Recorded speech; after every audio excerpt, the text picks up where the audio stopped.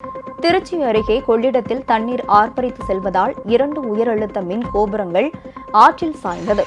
மேட்டூர் அணை நிரம்பி விட்டதால் 1,70,000 கன அடிக்கு மேல் தண்ணீர் வெளியேற்றப்படுகிறது. இதனால் காவிரியில் வெள்ளப்பெருக்கு ஏற்பட்டுள்ளது. திருச்சி மாவட்டம் முக்கொம்பு மேலணையில் இருந்து காவிரியில் 35,000 கன அடியும், கொள்ளிடம் ஆற்றில் 1,00,000 கன அடியும் தண்ணீர் திறக்கப்பட்டுள்ளது.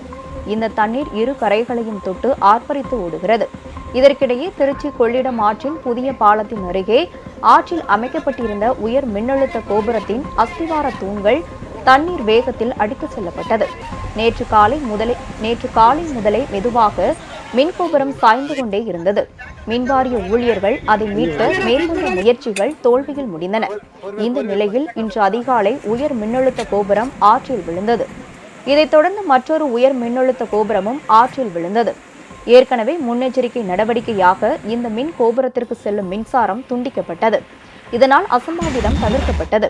தற்போது பாலத்திலும் போக்குவரத்தை தடை செய்து போலீசார் பாதுகாப்பு பணியில் ஈடுபட்டுள்ளனர்.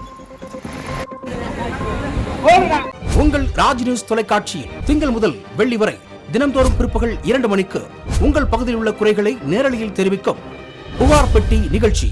பங்கு பெறுங்கள், பயனடையுங்கள், காணத் தவறாதீர்கள்.